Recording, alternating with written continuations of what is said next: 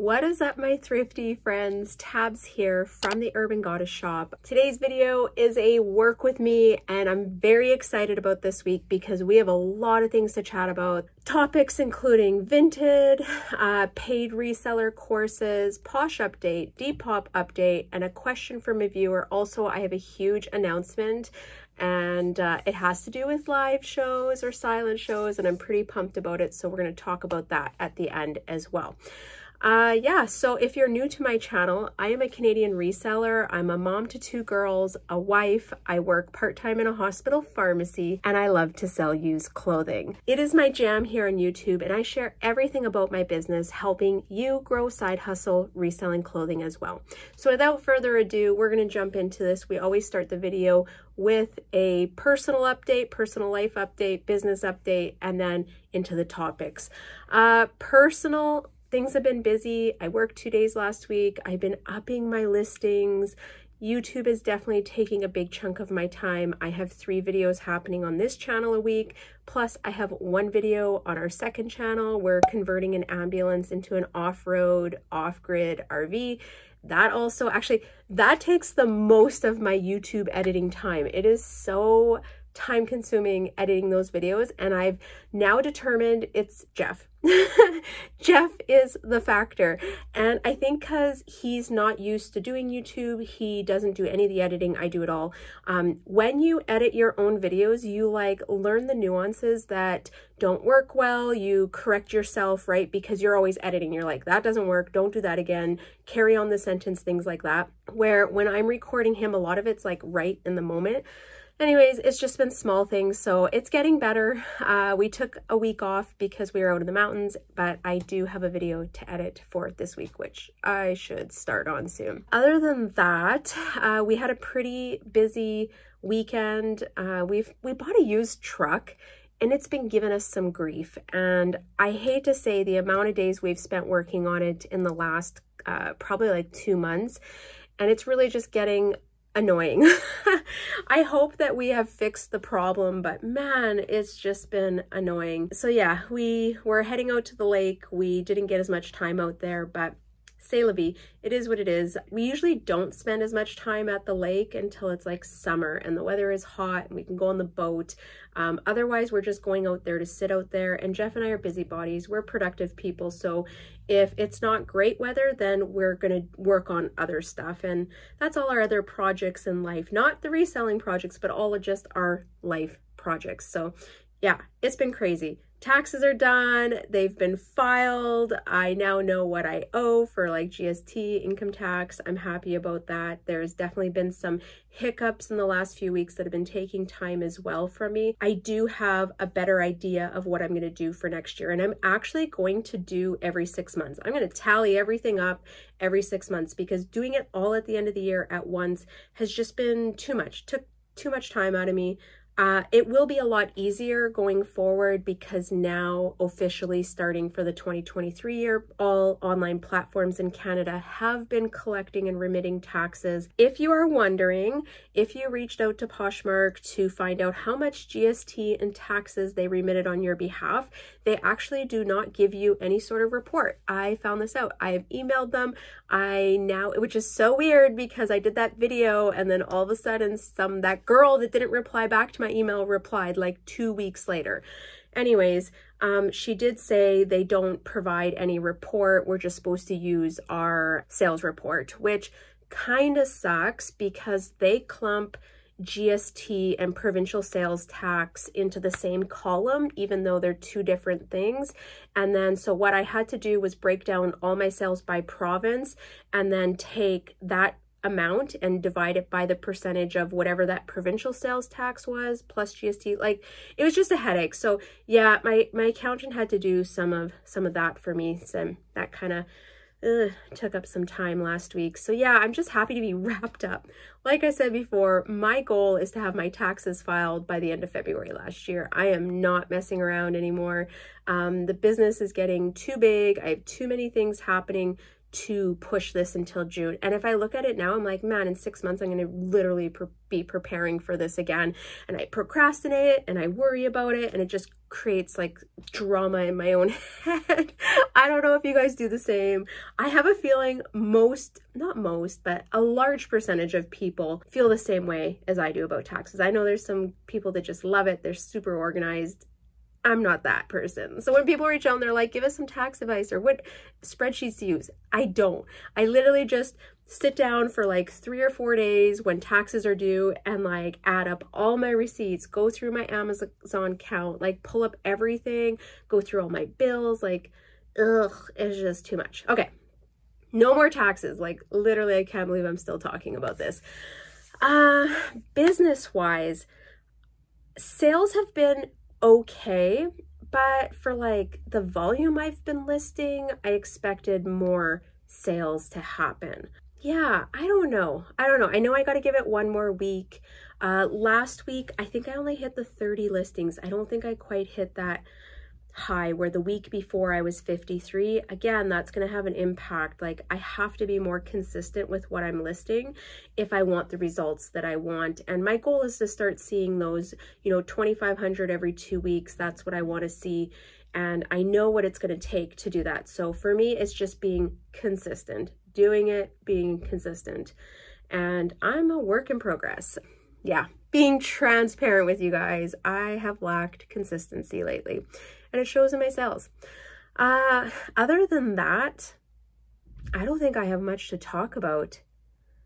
It's just source, list, ship. That's what I'm focusing on right now. All right, let's jump into the topics for today.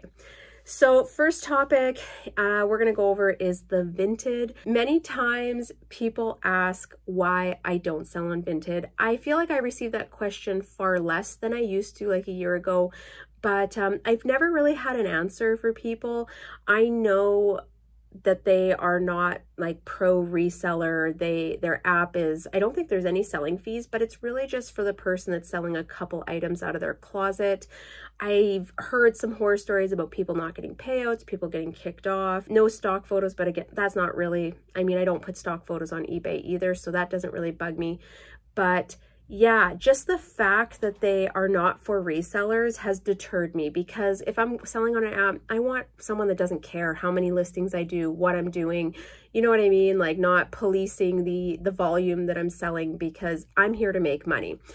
Now, if you were listing, we'll say like, I don't know, 10 to 15 items a week, you're a very part-time, a hobby, a casual seller, I could see how Vivid would fit in.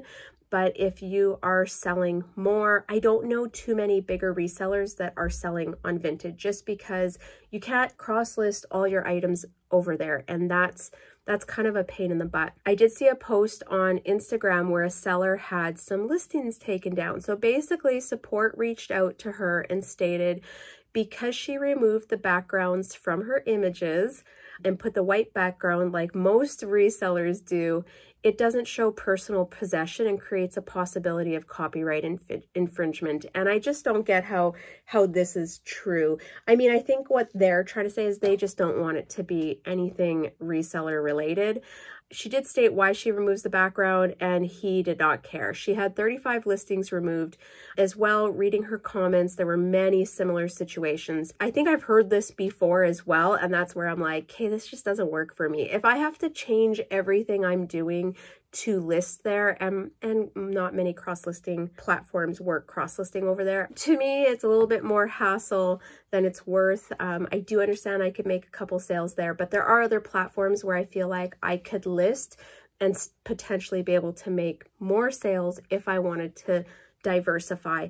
So yeah, I just thought I would share this. I would bring it up again. This is just one person's experience, and I know many of you guys have amazing experiences. So if you sell on Vinted and you have a good experience, you love it, can you let us know, drop in the comments how many listings you put up a week, and what are your guidelines and thresholds? So in case someone that's watching is still interested in going on Vinted, what are some of the rules that they have? And then obviously, not using white backgrounds, not removing the background on your photos.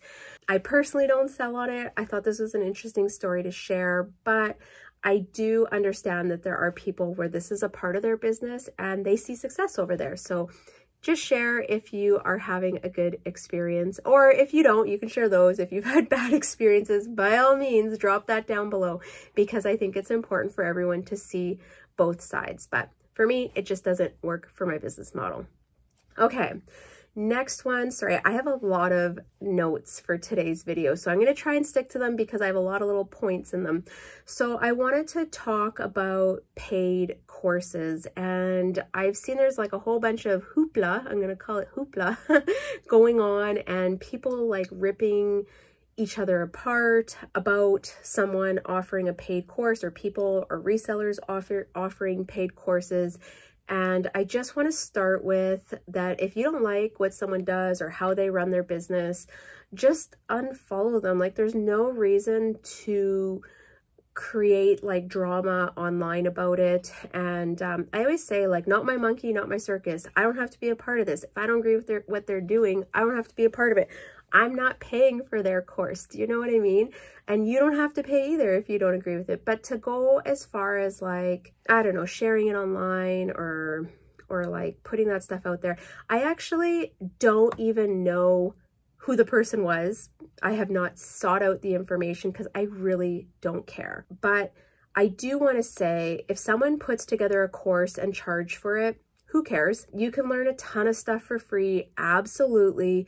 And you could also take a lot of time to find the right information. I have personally paid for courses, not reseller courses, but YouTube courses. I caught on to reselling really quickly, but if I didn't have the time to watch other resellers' content, do my own research, things like that, I 100% would pay. That's why people pay for courses. They don't want to spend all the time learning through free information and sifting. They just want, what are the meat and potatoes of this? Like, how do they learn it in a shorter period of time? So like I said, I have paid for YouTube courses, which to me would be the same as paying for reseller courses, because anything on YouTube I could learn for free on YouTube. Just for like when people kind of like shame others for paying for reseller courses, I'm going to give you guys some transparency. Last year, I paid close to $10,000 in Canadian towards my education for YouTube. I invested money from my business into my own personal growth and education, and I see value in that. I also paid $17,000 to take my farm tech program. So I've paid for a lot of courses in my life. I'm also looking into paying for a course with QuickBooks just to help me kind of set it up properly so that it works better with my business and that I'm utilizing it, because currently I do not use it how it should be used. And I feel like that would take a lot of pressure off me. And yeah, I just need some help setting up spreadsheets and things like that through QuickBooks. So that's something I'm looking into purchasing soon as well. So I cannot speak on the individuals involved in this or who is offering the course, because personally, I actually don't even know. If you do know, please do not say it in my comments. I will probably ghost you. We do not need to draw attention to that part, but I just want to say it's okay. It's okay. I personally am considering creating a reseller course, a basics reseller course to teach people the basics of reselling. And I know it would help a lot of people and reach a lot of people that are looking to have a similar business model to me. And that's the other thing, like, everyone has different business models and will teach their courses differently. So yeah, I don't know. I don't want to say it like hurts my feelings when people get upset about that, because I really do not let other people's opinions determine my own life. But I just, yeah, if you don't like something online, just unfollow the person, ignore, don't be a part of it. Buying a course, if you are interested, can be a really good investment. You can also use it as a tax write-off at the end of the year. So if you want to take courses, you go for it. Find people that you trust, make sure you're vetting them. You can look at reviews, you can Google them, you can look through their business. If you're considering taking a reseller course, make sure you can look through their solds, make sure you have information that you feel like they're trustworthy as a reseller. There probably are people out there that I wouldn't pay to take their course, and there's people that 100%, if they ever wrote a course, I would pay some serious money to know their secrets. And I don't even think courses are necessarily secrets, sorry. It's just like their processes and the structures in their business, because yeah, we all do things differently and we all have different levels of success and we all value our intellect differently. And that's the other thing. When people create a course, they're sharing their knowledge in what they feel like they have. Okay. I'm beating a dead horse here. I just wanted to say, you do what works for you, and courses are okay to pay for if you want to learn things in a shorter period of time. I'm out. We ain't talking about this one anymore. What you could do if you want, drop down below in the comments and share which courses you have paid for in your reseller lifetime, maybe your personal life.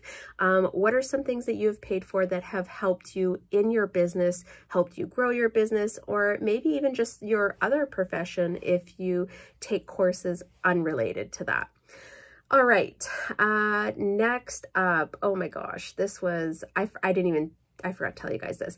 I received a really angry comment on the weekend and someone was upset that I was spamming them. Have you ever received those comments?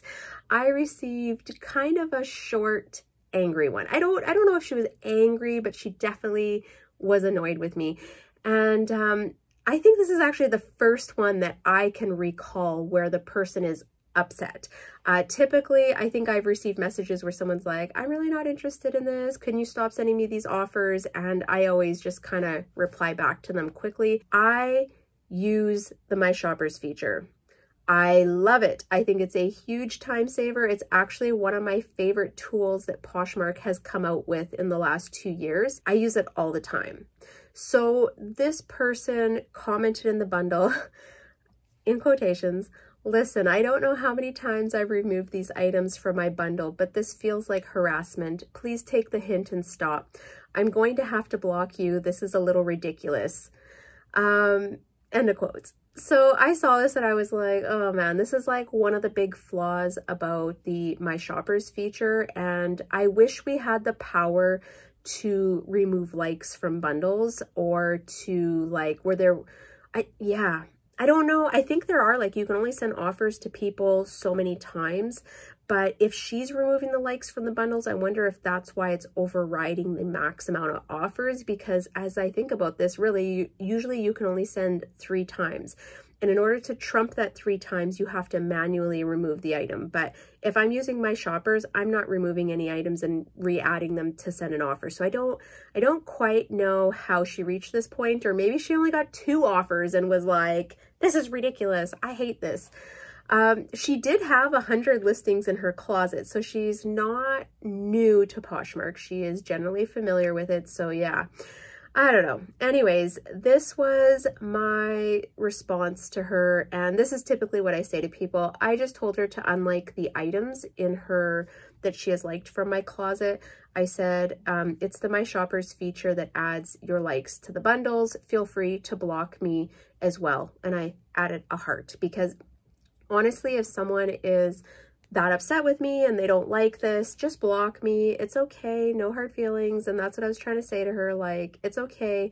Either you can unlike the items or just block me and you won't receive my offers. But I'm not going to stop using the My Shoppers feature because 1 person or 2 people, or even if 3 people complain, out of the hundreds of people I send offers to, this is the first one in like a year. I feel like the feature's been out since last fall. So whatever, 8 months, that has been like upset with me.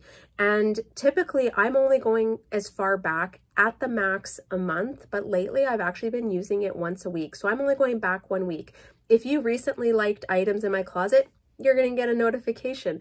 If you liked an item 2 months ago, I'm not bugging you, but if you are active in my closet, then you're going to get these offers. And I think the amount of sales I receive using this far exceed the amount of people that get annoyed with me. So for that reason, I just want to say I will continue using this. This is the first time someone has been upset with me. I could potentially block her as well so she doesn't receive offers or messages because she was so upset.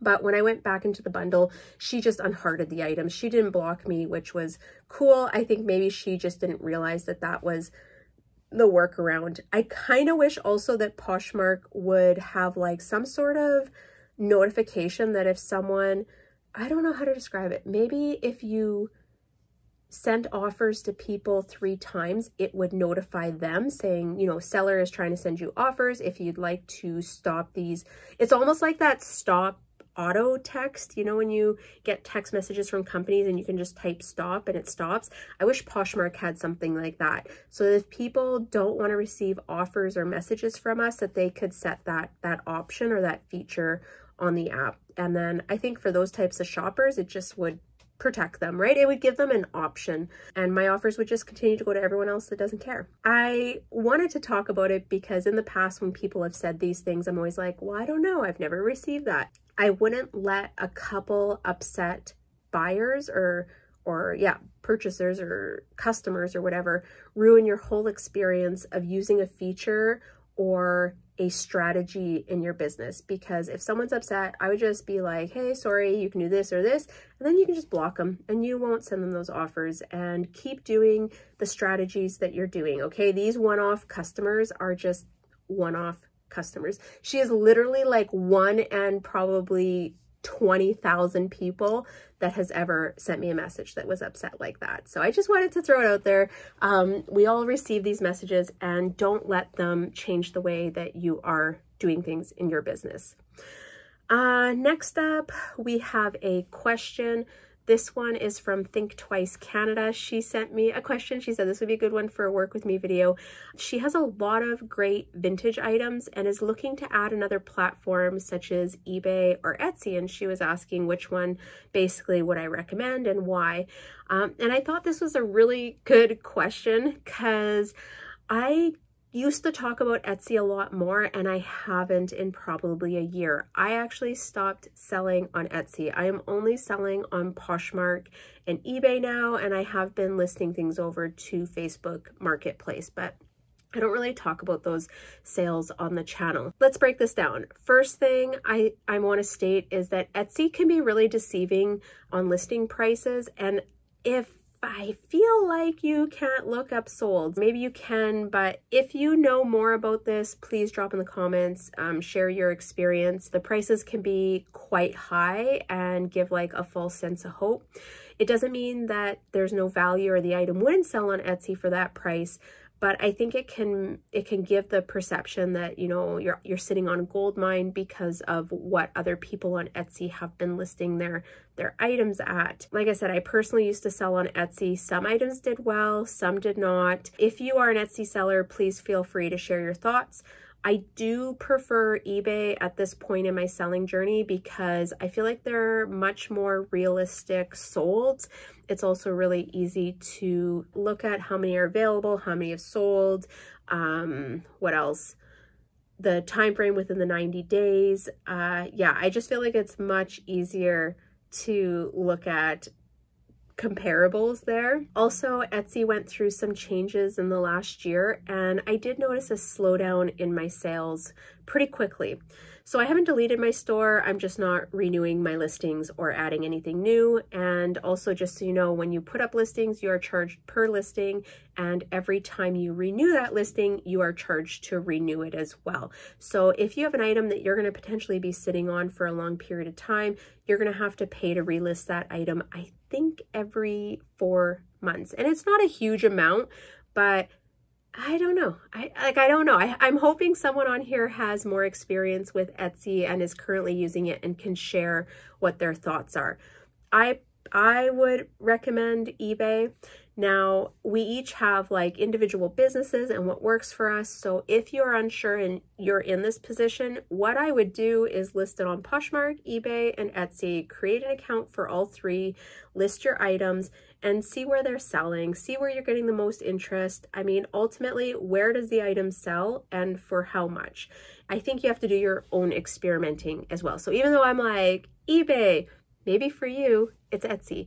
And I think we each have to figure that out for ourselves. But I did like this question. It was good to break it down. I've really like become pretty strong on the eBay side now. I don't have much interest selling on other platforms anymore. It's just gonna be Poshmark and eBay for myself right now, currently where I'm at. Doesn't mean I'll never sell anywhere else, but I just feel like it's a little bit more easier when I'm only selling on two platforms, and I seem to get the most sales between these two platforms.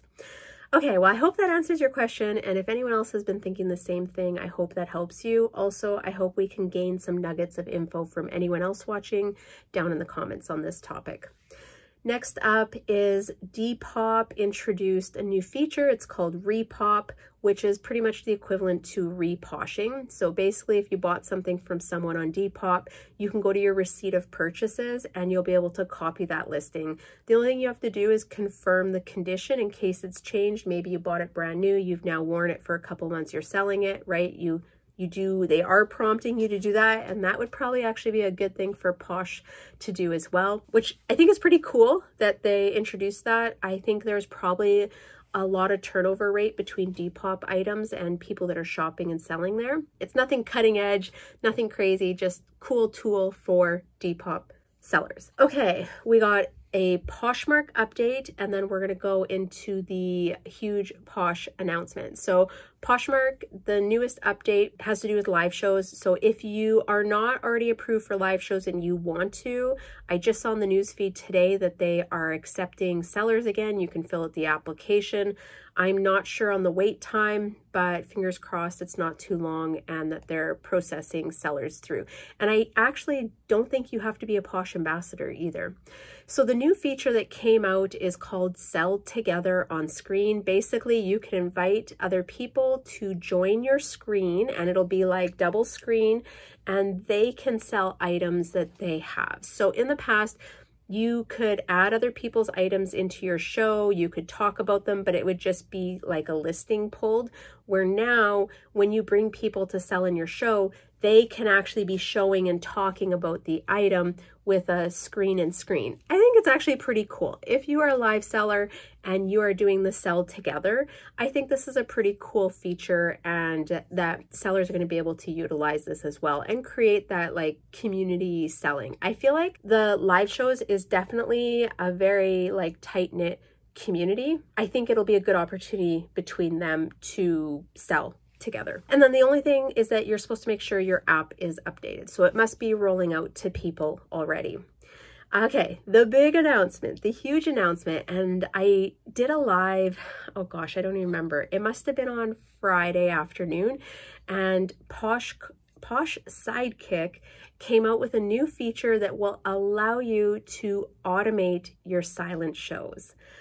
This is not yet released, so don't comment in there, how do I get this? Where's the release? Da, da, da, da. It's not out there. They're just announcing that they're working on this feature, and they're working on perfecting it. So it should be released in the next couple months. I think they were shooting for July. If you haven't caught their YouTube video, head over there, POSH Sidekick YouTube channel, and they talk about the feature there. I think they also have a wait list that you can join.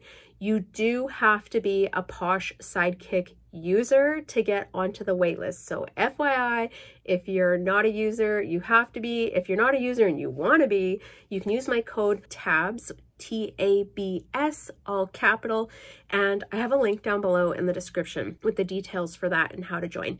So yeah, it's very easy to set up. I have been able to get into testing on it because I definitely wanted to test it before I talked about it. And it's like so stinking easy to use. If you popped into any of my silent shows this weekend, it was automated. I was not running the show. I think on Friday I was having some technical issues with it, but it was user related. It was me. I was the one that was the technical issue. But Saturday I got everything sorted out, and yeah, I was able to run a few shows, just kind of testing, setting up different starts, things like that, and it's pretty cool. I'm excited for it. I think everyone else should be. There is going to be a limit on how many shows you can automate a week, so it's not going to be like everyone can pump out 100 shows and that's going to be your news feed. I think they're trying to not abuse the system, which I think is a smart rule. And yeah, so everyone always asks, like, do I actually make sales in silent shows? And the answer is no, but it's may have to do with the business model and how I do them. So I use silent shows as free advertising for my closet. Usually it's list price with 30 to 40% off. Sometimes I'll do like new listings and I'll just run a show 20% off. Anyone that pops in can see all the fresh items that I'm loading into my closet. And I use it almost like a funnel to my closet to make other purchases. Now, I will say, usually after I do a silent show, I see 1 to 3 purchases within a couple hours. And I think part of that, or I'll also get like random likes during the show. I think it's just people coming into the show, then looking into my closet and finding other items. So yeah, I think silent shows are a great way to advertise. It puts you on the show page. You can come up with a cool graphic, and I like to showcase some of my better items. I have done like 50% off winter items, things like that, and have been able to make sales on those shows, but I don't typically do those types of discounts in shows. Oh my gosh, guys, I am having like coughing fits. I'm gonna edit them out, but I don't know what's going on today. I definitely am irritated by something outside. Maybe the smoke is coming in thick again. I'm not sure. Could be that I'm in my inventory room and then there's like a bunch of stuff. I might have something wool in here. I don't know what it is, but something is causing me to cough. Okay, so yeah, I think it's awesome. I'm pumped about it. If you haven't already watched their YouTube video, head over to their YouTube channel. Also, if you are a Sidekick user, make sure to get on the wait list if you have any interest in doing this or automating your silent shows. I don't know, I love these new features. I'm all about the automation. I'm not a huge fan how these apps try and make us, you know, be on the app all the time. I think that's ridiculous. And anything that I can do to automate my business to give me more free time to source and list and do the tasks that I need to for my business to run, I'm all for. And yeah, I will always promote efficiency in your business. If you no longer have to share, send offers, run your silent shows, think of the free time that you would have if these are all things that you're currently doing. I know you think that it doesn't take much and that, oh, I'll just share, but when you start to use automation, you realize how much time you were actually spending on your phone. And then if you're like me, you could just shut off all notifications. Automation does everything, and you just pop onto the app when you feel like checking on your business. And for me, it's usually a couple times a day. I'll check in, answer questions, things like that. But it doesn't run my life anymore, and I am way more happier. Okay, we're done with all the topics. I want to do something fun at the end. I feel like I don't even know how we've been ending these videos lately. It's been different things, but I wanted to do, what is a new style tag, aesthetic, keyword that you have been using, or that you are searching for items that fall under. It's okay if it's not new, but if you want to drop it down below and share, that would be awesome. We can all do our own research into what this is. Google it if you find something you like. I feel like I have to say this sometimes because people always ask me questions that I'm like, well, just Google it. Like, Google it, look it up. So if you see something that someone comments, just search it up in Google. Go on Pinterest. Usually it'll give you all the information on the aesthetic or keyword. So for me, I've actually been using quiet luxury on items, and not a ton because I don't find a ton of the items, but I have started using it. And I've talked about it in the past couple videos, like not recently, but in the last couple months, I've talked about it a few times. So I'm not going to break it down. If you want to know what it is, do a quick Google search, but that is one that I have been using, and I think it's going to play into fall fashion. So if you start using it now as you're listing those fall items, I think it's going to be a bigger game player come fall. Anyways, okay, I'd like to hear what you guys are using, what you're searching for, what's popular in your closet right now. Other than that, I'm gonna let you guys go. This was a long enough video. I feel like I've been talking a ton. I hope this helps you in your reselling business. I hope it brings value. I hope I've kept you company. You've done a task. We're just working together. Other than that, I'm gonna let you guys go. I am wishing you all many sales, tons of sales, and I will see you next time. Thank you for tuning in. Bye.